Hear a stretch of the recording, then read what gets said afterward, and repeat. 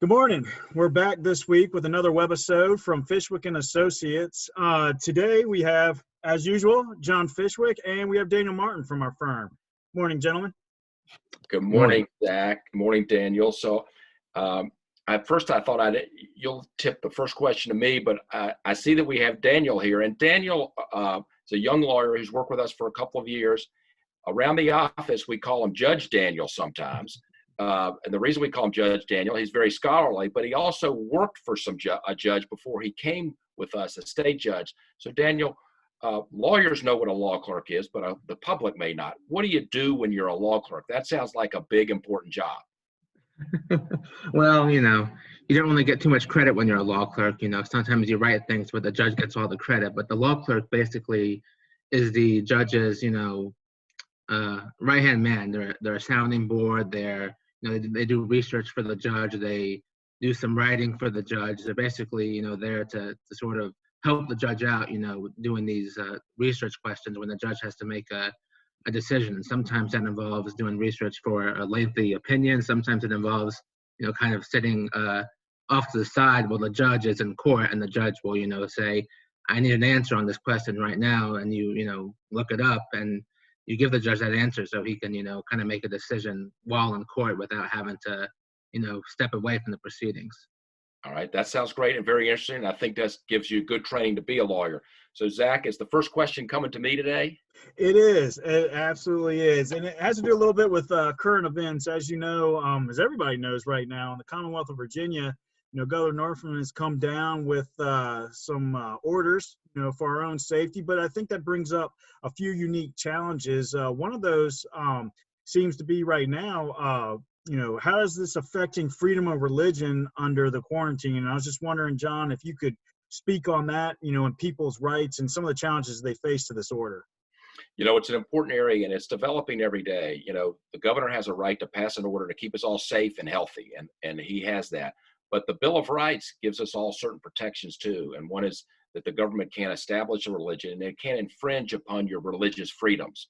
And so there's going to be a lot of litigation in that area. There's been several cases across the country, and there's one that's happening in the eastern part of the state now.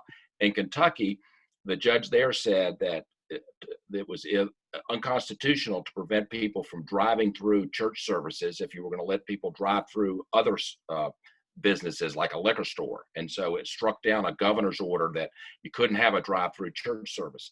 Out west in New Mexico, a judge out there upheld the limitations on the number of people that could come into a church service.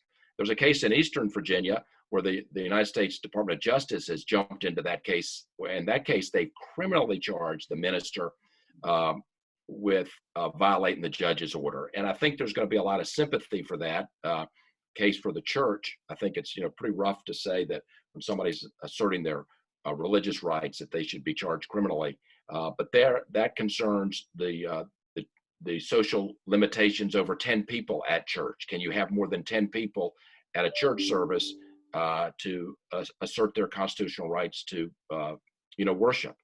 And so I think the governor has a lot of power, but when it bumps up against our constitutional rights, there are going to be times when his order is not going to be enforced. And I think particularly in the area of religious freedoms. So it's going to be an interesting area to watch but I think you're going to see inconsistent rulings in court and different rulings where people try to get to judges that they think will be sympathetic to their case. Excellent. And you hit on a good point. We're talking about the amendments, and I think there's also been some other challenges concerning like the Second Amendment. Am I correct, Daniel? Like facing like some of our local businesses like Safe Side Tactical, which is a gun range. Yes, that's right. So this is a case that came out of Lynchburg, Virginia, and involves Safe Side, their indoor gun range. And so just a little bit of background. Governor Northam's order, it just outright closed recreational and entertainment businesses as opposed to some more essential businesses like grocery stores. And it included in the definition of recreational businesses indoor shooting ranges. So even if Safe Side implemented social distancing and all that, they were closed per the governor's order. And so Safe Side, they wanted to stay open, so they challenged the order in court. And the judge ultimately ended up ruling in Safe Side's favor. So one little kind of technical distinction here is that this case involved Virginia's Second Amendment, the equivalent of the Second Amendment in the Virginia Constitution.